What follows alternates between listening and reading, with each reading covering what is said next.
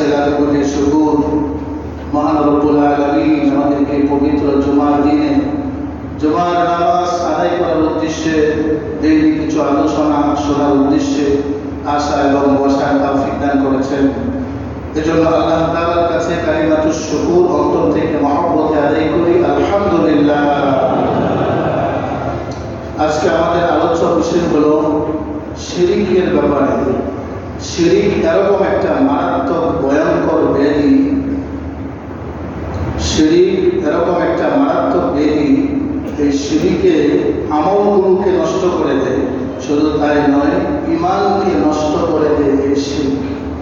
শিরক একটা আরবি শব্দ, এটার অর্থ হলো কোনো কিছুর সাথে, কোনো বস্তুর সাথে আরেক বস্তুকে শরীক করা, মেলানো।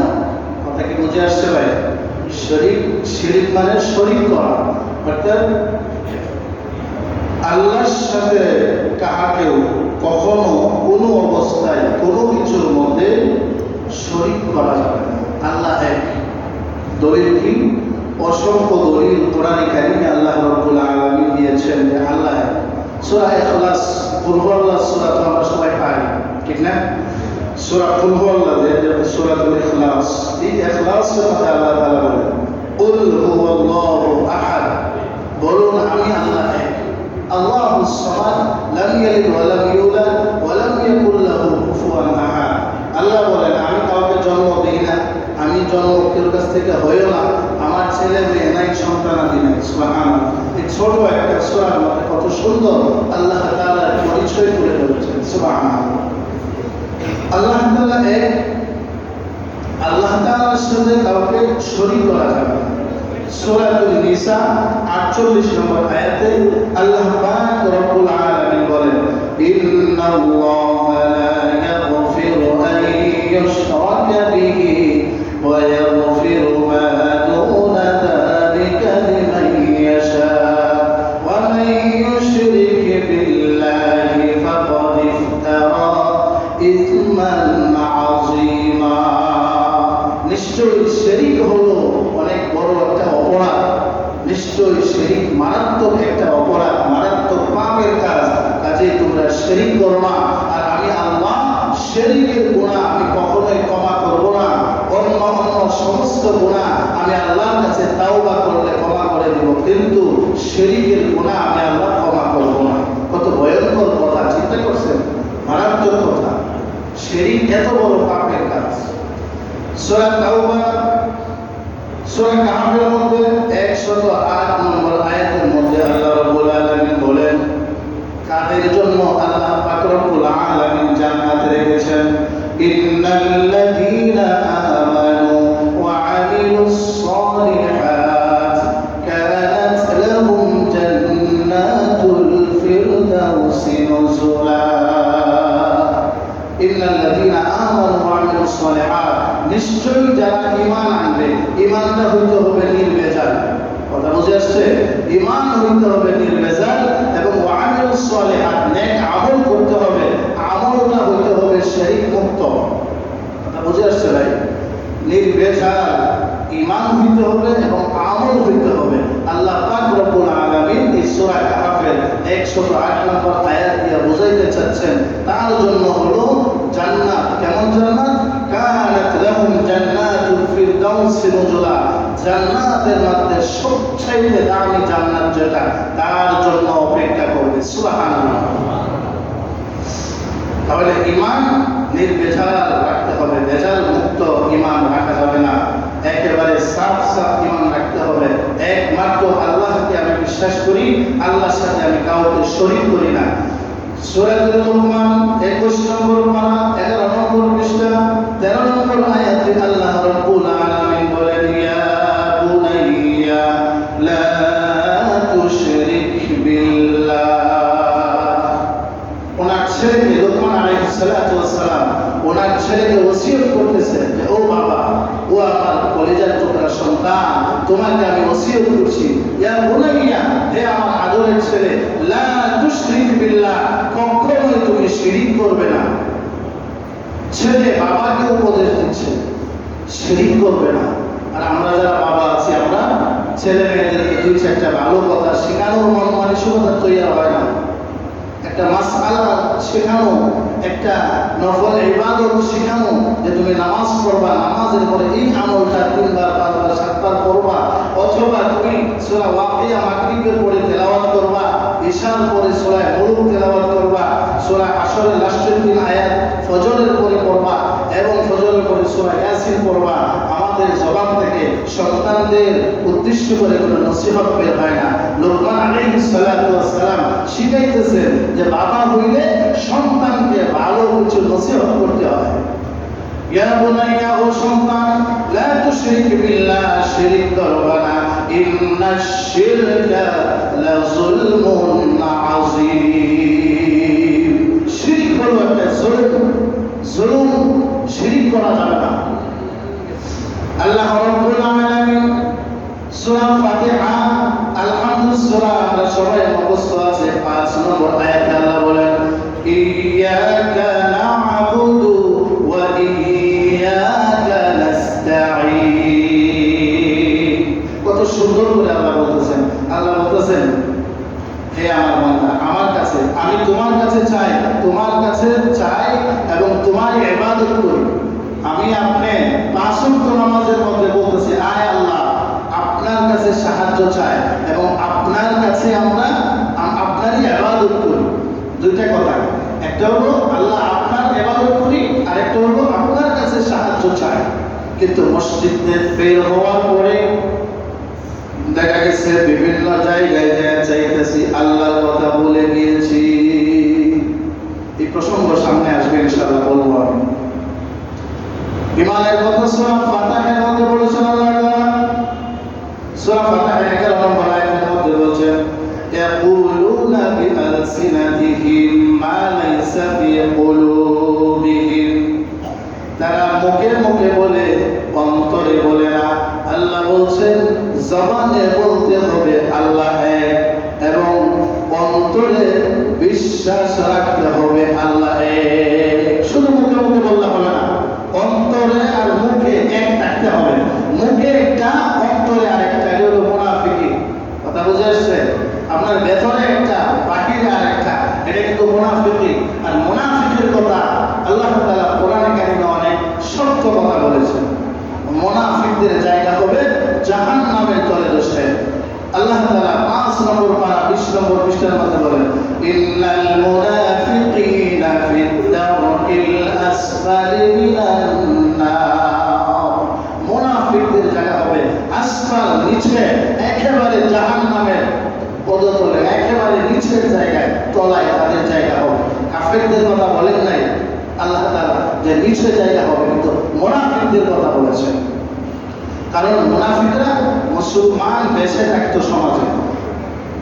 এমনকি মুনাফিকের যে সর্দার ছিল আব্দুল্লাহ ইবনে উবাই ইবনে সুলুল, আপনাদেরকে সূরাতুল মুনাফিকের তাফসীর করে শুনিয়েছিলাম। মুনাফিকের যে সর্দার ছিল, লিডার ছিল, সে আল্লাহর রাসূলের সাথে ইফতারি করেছে। এক দস্তরে কামায় বসে ইফতারি করেছে, বিশ্বনবীর পিছনে নামাজে ইক্তেদা করেছে। পাগড়ি ছিল, টুপি ছিল, লম্বা দাড়ি ছিল, লম্বা জামা ছিল, কিন্তু তার কাছে একটা জিনিস ভালো লাগতো না, সেটা হলো মুহাম্মাদুর রাসূলুল্লাহ সাল্লাল্লাহু আলাইহি ওয়াসাল্লামের আদর্শ তার কাছে ভালো লাগতো না। আবু জাহেল, উতবা, সাইবা, মুগীরার আদর্শ তার কাছে ভালো লাগতো। নবীর কাছে আসলে বুঝাইতো যে নবী, আপনাকে ছাড়া আমি কিছু বুঝি না। আর যখন নবীর দরবার থেকে চলে যেত, তখন আবু জাহেলকে বলতো, উতবা, সাইবাকে বলতো, আরে আমি তো দেখানোর জন্য গেছি, তোমরা কি জানো না আমি তো তোমার পক্ষের লোক। এইটার নাম হলো মুনাফিক। আপনি একটা গোপন, একটা পার্সোনাল মিটিং করতেছেন খাস কিছু লোকদেরকে নিয়ে। এখানে এরকম একটা ভাইরাস ঢুকে গেছে, এক লোক ঢুকে গেছে, সে বোঝাইতেছে আপনার অতি নিকটের লোক, কিন্তু এখানে যত কথা হয়েছে, যত বুদ্ধি পরামর্শ হয়েছে আপনার কাজকে সামনে অগ্রসর করার জন্য, সে এগুলো নিয়ে ওই অপর পক্ষ যে ছিল তার কানে পৌঁছে গেছে। এটাকে বলা হয় মুনাফিক। আর মুনাফিকদের শাস্তি হলো, মুনাফিকদের কথা আল্লাহ পাক রব্বুল আলামিন কোরআনে কারিমে বলছেন, সূরাতুত তাওবা 80 নম্বর আয়াতে বলছেন, ওয়ালা তুসাল্লি আলা আহাদিন মিনহুম মাতা আবাদা ওয়ালা তাকুম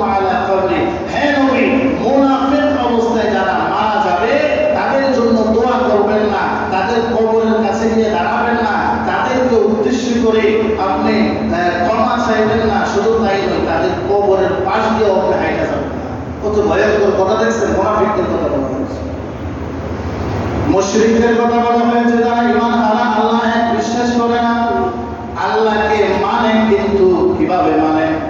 আমরা তো মানি আল্লাহ এক, আল্লাহর সাথে কোনো আর শরীক নাই। কি বলেন?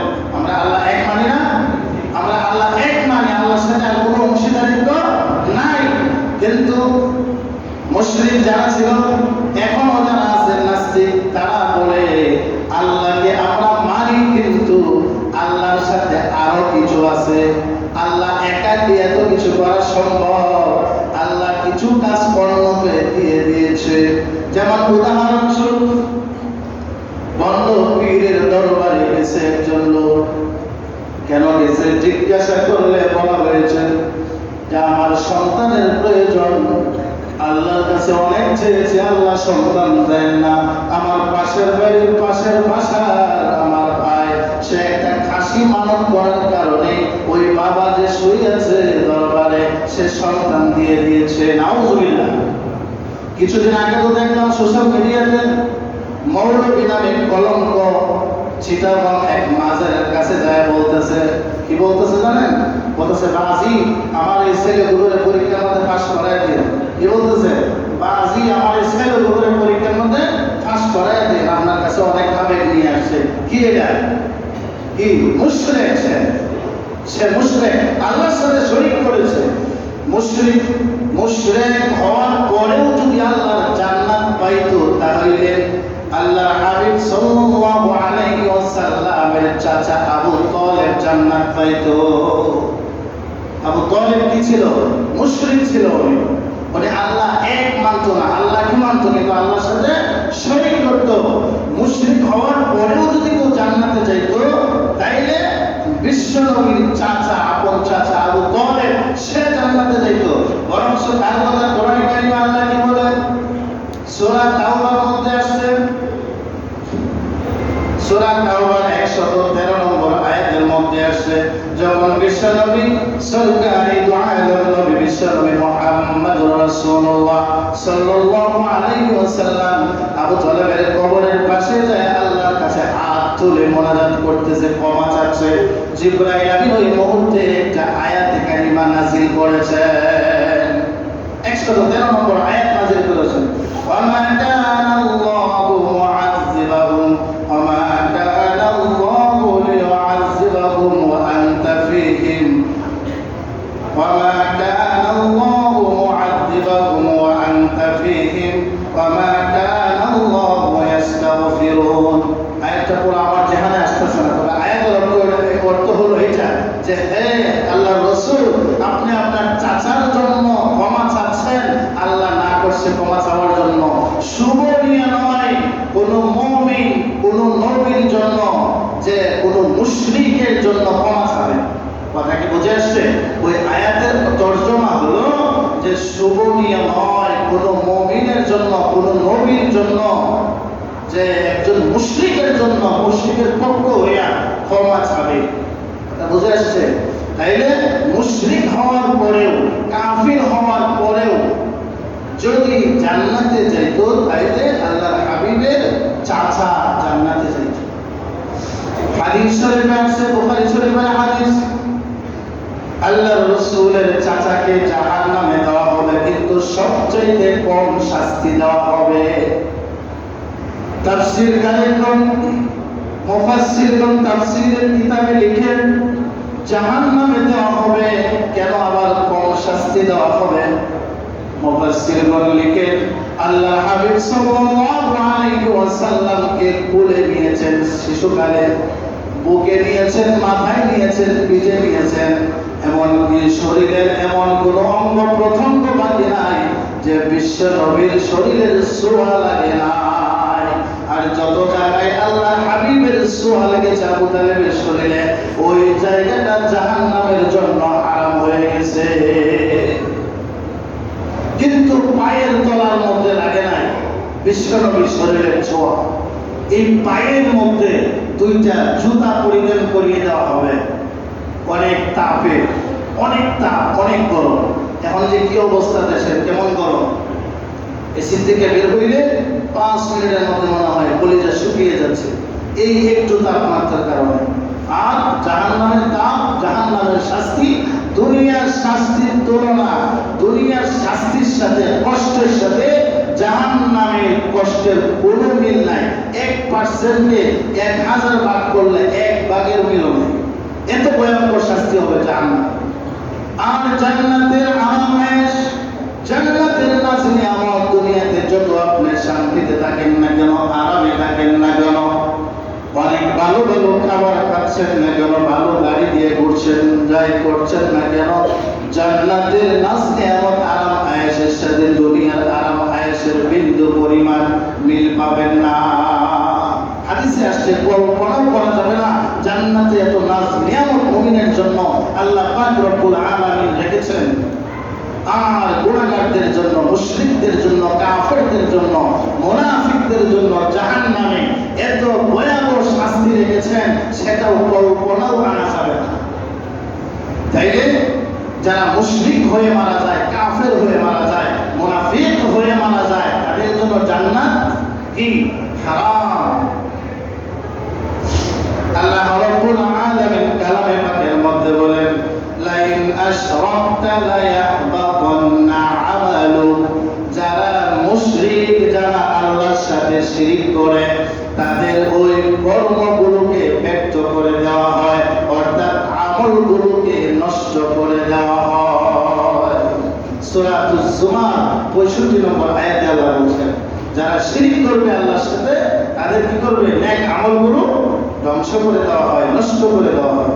আল্লাহ আমাদেরকে শিরিক যত আমল আছে, মুশরিকি যত কাজ আছে, সমস্ত নেফাক থেকে, শিরিক থেকে যাতে আল্লাহ হেফাজত করে, বলেন আমিন। আমরা কিন্তু ওযু ভাঙার কারণ জানি, নামাজ ভাঙার কারণ জানি, সতর্ক, এই কাজটা করলে ওযুটা ভেঙে যাবে, আবার ওযু করতে হবে, ঠিক না? এরকম ফরজ ভঙ্গ হয়ে যায় 5টা কারণে, ওইটাও আমরা জানি যারা হাজি সাহেব। কিন্তু ঈমান ভঙ্গ হয়ে যায়। আপনি সারাদিন নামাজ পড়লেন, সারাদিন তিলাওয়াত করলেন, সারাদিন তাসবিহ পড়লেন, দান সদকা করলেন, সমস্ত নেক আমল করলেন, সব ঠিক আছে, কিন্তু ঈমান ঠিক নাই, আপনার তো কিছুই ঠিক নাই।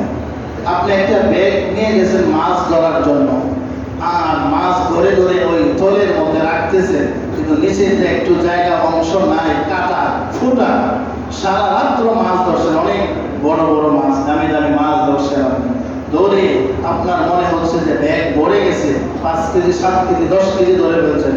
কিন্তু যখন আপনি চলে আসবেন বাড়িতে, ওই ব্যাগটা টান দিলেন, দেখলেন একটা মাছও নাই। কেন ছিল না? এটার তলা ছিল না, ওটা তলটা যে আছে ওটা ফাটা ছিল, ছেঁড়া ছিল, এই জন্য সব চলে গেছে। আমার আপনার ঈমান যদি মজবুত না থাকে, আপনি দানবীর হইতে পারেন, আপনি সমস্ত নেক আমল করতে পারেন, কোনো আমল আপনি দিন শেষে আর পাবেন না, দেখবেন সব শেষ। এই জন্য ঈমান ভাঙার কারণগুলো আমাদের খুব ভালোভাবে জানতে হবে। ঈমান ভাঙার কারণ 10টা, এর মধ্যে 10টার থেকে শুধু একটা আজকে একটু ইশারা দেবো আপনাদেরকে, বাকিগুলো আগামী সপ্তাহ। অনেক কথা, ঈমান অনেক বড় একটা কথা। ঈমানের বিষয়ে আলোচনা করতে গেলে ঘন্টা সময় চলে যায়। কিতাবুল ঈমান মুসলিম শরীফের শুরু দিকটা 5 নম্বর বর্ণনা। আপনাদেরকে একটা হাদিস শোনাই, খেয়াল করে শুনুন। কিতাবুল ঈমান মুসলিম শরীফের শুরু দিকটা, একেবারে শুরুতে 5 নম্বর বর্ণনা। আল্লাহ রাসূল সাল্লাল্লাহু আলাইহি ওয়াসাল্লাম খোলামেলা একটা জায়গার মধ্যে সাহাবায়ে কেরামদের নিয়ে বসা।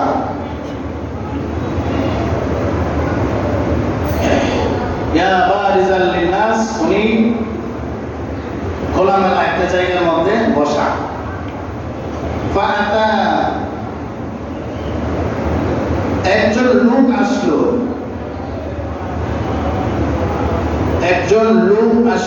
এসে নামাজের শুরুতে নবী করিম সাল্লাল্লাহু আলাইহি ওয়াসাল্লামের একেবারে সামনে বসে গেল। বসে বলতেছে, আপনাকে প্রশ্ন করব, আপনি কিছু আমাকে উত্তর দেন। এই হাদিসটার আরেকটা নাম আছে, মুহাদ্দিসিনে কেরাম বলেন এই হাদিসকে হাদিসে জিবরাইল, কারণ ওই ব্যক্তিটা ছিল জিবরাইল।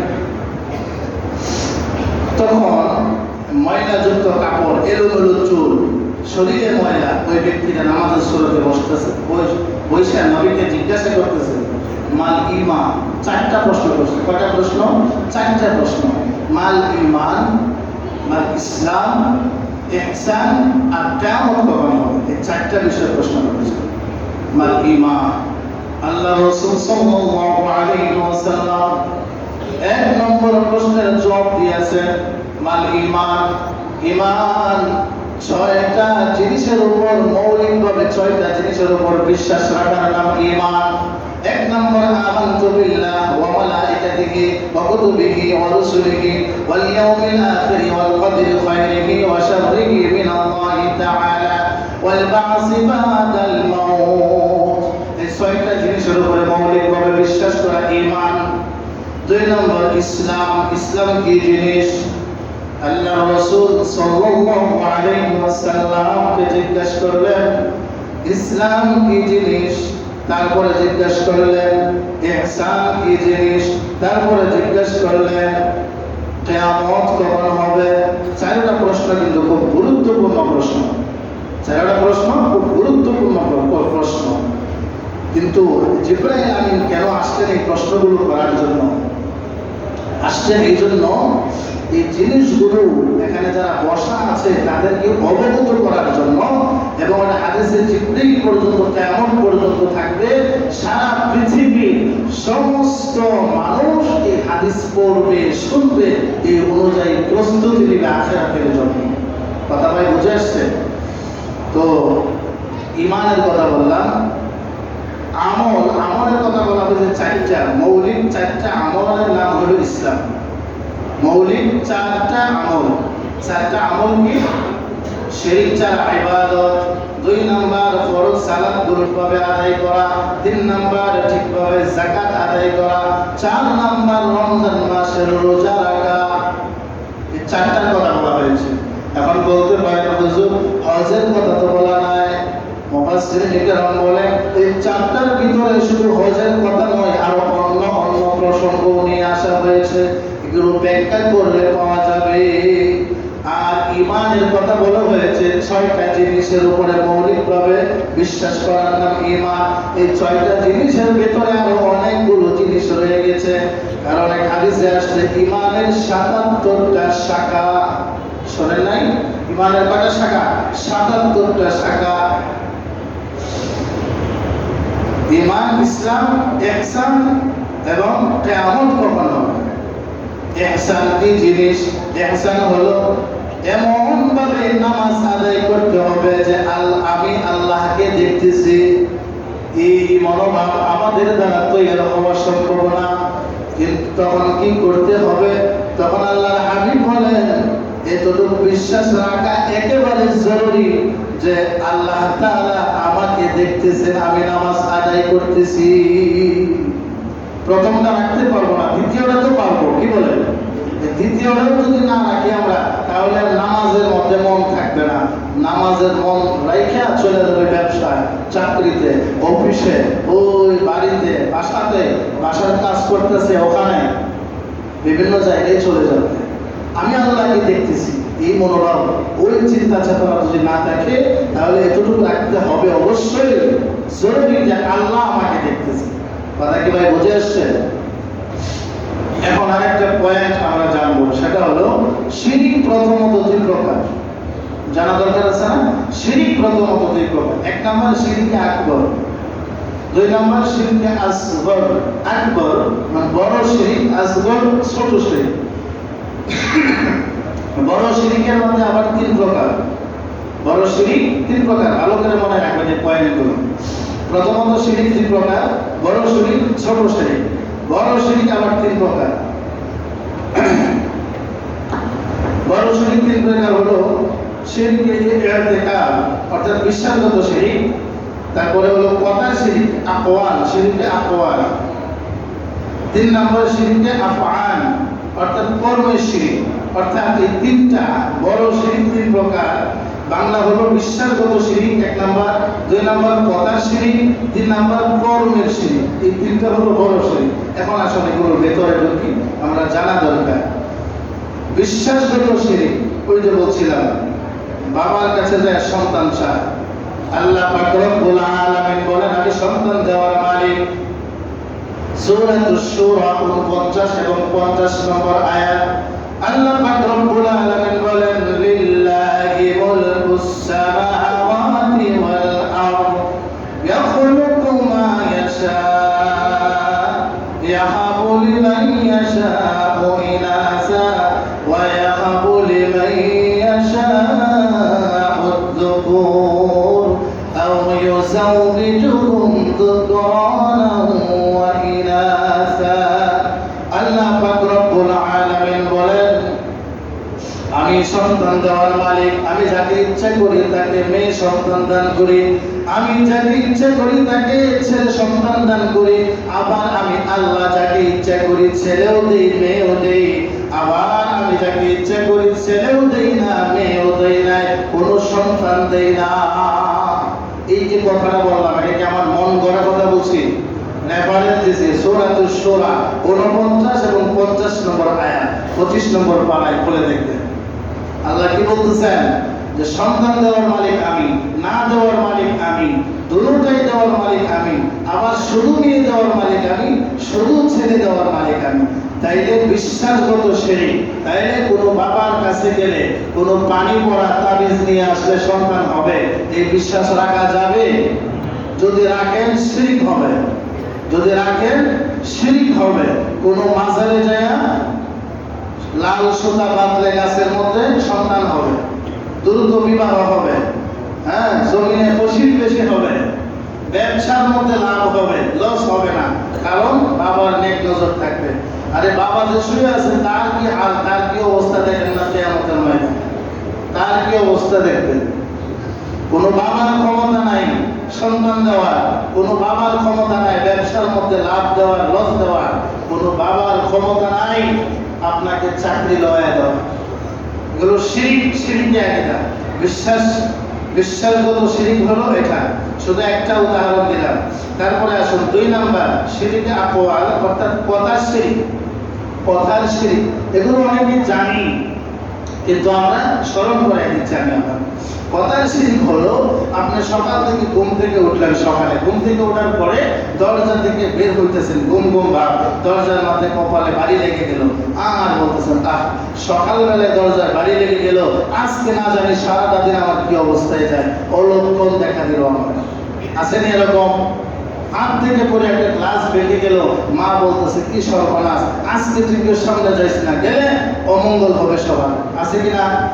রাত্রিবেলা মুখ কাটা যাবে না, দাঁত পরিষ্কার করা যাবে না, বাংলা আয়না দেখা যাবে না, রাত্রে ভালো আয়নাও দেখা যাবে না। আসেনি? শিরক, এগুলো করা যাবে না। শুধু এটাই না, কথার শিরকের মধ্যে আরো আছে। দোকান খুলে বসছেন, মাল বিক্রি করবেন, এক লোক গেছে, তার বাসায় মেহমান আসছে, সেমাই আনতে গেছে, চিনি আনতে গেছে, বেচারা এত ব্যস্ত দৌড় দিয়ে গেছে, টাকা নিতে মনে নেই। মানে আপনি প্রথম কাস্টমার, কে বলেন আমাকে 2 কেজি চিনি 2 কেজি সেমাই দেন, অনেক সে দিছে, দেওয়ার পরে বলতেছে টাকা দেন, বলতেছে ভাই তাড়াহুড়া করে টাকা আনতে পারেনি, কালকে দিব। বললে যে আমার সারাদিন আপনি নষ্ট করে দেবেন। নাউযুবিল্লাহ, এই আকীদা মুসলমান রাখতে পারবে না। প্রথম কাস্টমারকে বাকি দিলে সারাদিন কি যাবে? খারাপ যাবে, অশুভ হবে, সারাদিন আর কি বেচা কিনা ভালো হবে না। এটা তো নাস্তিকদের আকীদা, এটা মুশরিকদের আকীদা। মুসলমানদের এই ধরনের আকীদা হইতে পারে না। ব্যবসার মধ্যে লস দিবে, লাভ দিবে কে? আল্লাহ। উনি টাকা দিতে, টাকা নিয়ে আসতে মনে নাই বা টাকা নাই, আপনি পারলে বাকি দিবেন, আপনার যদি ক্ষমতা খোলায়, না হইলে দিবেন না। কিন্তু ওই ধরনের কথা এখানে যোগ করা, সংযোগ করা, এটা হলো শিরক আকীদা, এটা করা যাবে না। কথা কি বুঝতেছেন ভাই? তারপরে আসুন মানত করা। মানতের কথা তো চলে গেছে। মানত করা, মানত মসজিদে করতে হবে, আল্লাহ উদ্দেশ্য করতে হবে। কোনো পশু জবাই করবেন, আল্লাহর নামে করতে হবে। কোনো পীর, দরবেশ, ওলি আউলিয়া, কোনো অন্য কোনো লোকের নামে কোনো পশু জবাই করা যাবে না। সাহাবায়ে আমাদের নামে পশু জবাই করা যাবে না। নবীদের নামে পশু জবাই করা যাবে না। নবীর সম্মান আছে, তাই বললে আল্লাহর উপরে নাকি সবচেয়ে বড় আল্লাহ, আর আল্লাহর পরে হলেন কি? নবী। কথা বুঝে আসছে ভাই? এগুলো কিন্তু ব্রেন দিয়ে আটকে রাখতে হবে কথাগুলো ভাই, দামি দামি কথা। আমার কথা না, কোরআন হাদিসের কথা, সহি কথাগুলো, এই জন্যই দামি। আমি বলতেছি এই জন্য দামি না, কোরআনের কথা বলতেছি, হাদিসের কথা বলতেছি, এই জন্য দামি। আমার আরেকটা কল শোনায় আপনাদেরকে। এক লোক আল্লাহ হাবিবের কাছে আসছে, আয়েশা বলতেছে, ইয়া রাসূলুল্লাহ, অমুক এলাকায় দেখে আসছি তাদের নেতাকে, তাদের মুরব্বীকে, তাদের লিডারকে সেজদা দিতেছে। আমিও আসছি, আমি লিডার, আমিও আসছি আমার দলবল নিয়ে আপনাকে সেজদা দেওয়ার জন্য। মুসলিম শরীফের হাদিস। আল্লাহ রাসূল বলতেছে, মুস্কি হাসি দিয়ে আমাকে সেজদা দিবা? আচ্ছা, তাইলে আমি যদি মারা যাই আমার কবরকে সেজদা দিবা? না, কবরকেও সেজদা দিবা না, আমাকেও সেজদা দিবা না। কি বলে দিয়েছেন? কবরকেও সেজদা দিবা না, আমাকেও সেজদা দিবা না। নবীজি জীবিত থেকে বলে গেছেন। তাহলে এক ধরনের লোক আছে কবরের মধ্যে যায় হাত মুছে পেটের মধ্যে লাগায় সন্তানের জন্য, কপালে লাগায় তকদির ভালো হওয়ার জন্য, হ্যাঁ, আবার সেজদায় দেয়, ছোট দিক দিয়ে সেজদা দিতেছে। আমার নিজের চোখে দেখা একাধিক দেখছি। কথা বুঝে আসছে? সাবধান, এই শিরকি কাজকর্ম থেকে আমাদের বাইসা থাকতে হবে। তারপরে 3 নাম্বারটা বললাম, বড় শিরিক 3 প্রকার বলছিলাম। একটা বিশ্বাসগত, আর একটা কর্মগত, আর কথাগত, মানে কথার শিরিক। 3 নম্বর হলো কর্মগত শিরিক। এটা বলে আপনাদেরকে ছেড়ে দেব। 3 নম্বর শিরিকটা হলো কর্মগত শিরিক। হলো এরকম, আপনি নামাজ পড়তেছেন, আপনার মনে মনে ভাব, অমুকে দেখো আমি সুন্দরভাবে নামাজ পড়তেছি। কথা বুঝতে পারছেন? কর্মগত শিরিক, শিরিক হয়ে যাবে। এই শিরিক করা যাবে না। যদিও ছোট শিরিক, শিরিকে আসগর বলা হয়েছে, শিরিক হবে, শিরিক করা যাবে না। শুধু তাই নয়, মানে এক কথায় লোক দেখানো কোনো আবাদত করা যাবে না। হ্যাঁ, এখন প্রশ্ন হলো, আমি আবাদত করতেছি, আবাদত করা অবস্থায় পিছনে একজন পয়সা দেখলো, এর দ্বারা কি কোনো দূষণীয় নয়, বরঞ্চ তাফসীরের কিতাবে আসছে ইবাদত করা অবস্থায় তার ওই ধরনের মনের ভিতরে কোনো চিন্তা চেতনা নাই যে আমাকে দেখো, আমি খুব ইবাদত করি, আমি খুব জিকির করি, আমি খুব নামাজ পড়ি, ওই ধরনের চিন্তা নাই। তারপরে একজন যদি দেখে, মুফাসসিরিন কেরাম বলে এটা হলো মুমিনের জন্য দুনিয়ার থাকতে পুরস্কার। সুবহানাল্লাহ, এটা হলো মুমিনের জন্য কি দুনিয়ার থাকতে পুরস্কার। আর যদি এরকম মনোবল থাকে যে আমাকে দেখলে আমি ইবাদত করতেছি, তাহলে শিরক হবে, এই ইবাদত করা যাবে না, এই ধরনের ইবাদত। শুধু তাই নয়, এমন ঘটনা আছে যে বাহিরে হাঁটতেছে, পাশের বাড়ির এক লোকের সাথে দেখা, বলতেছে তোমার বাড়ির বিড়ালের ডিস্টার্ব করে আমাকে। তো কখন ডিস্টার্ব করে? তো আমি 3টা বাজে যখন উঠি ঘুম থেকে, তখন ডিস্টার্ব করে। তো তুমি 3টা বাজে উঠো কেন? তো তাহাজ্জুদ নামাজের লেগে উঠি, তাহাজ্জুদ নামাজ পড়ি। সে মনে তো বুঝাইতেছে কি যে আমি তাহাজ্জুদ করি, এটা আমি জানাবো কাকে? এই যে সে এটা করা যাবে না। কি বুঝাইতেছে? তোমার বিড়ালে আমাকে ডিস্টার্ব করে 3টা বাজে। আল্লাহ তাআলা আমাদেরকে এই কথাগুলোর উপরে আমল করার তৌফিক দান করুন। দ্বিতীয় অংশ আগামী জুমায় ইনশাআল্লাহ আলোচনা হবে বিস্তারিত। আল্লাহ তাআলা সকলকে আমল করার তৌফিক দান করুন। ওয়া আখিরু দাওয়ানা আলহামদুলিল্লাহি রাব্বিল আলামিন।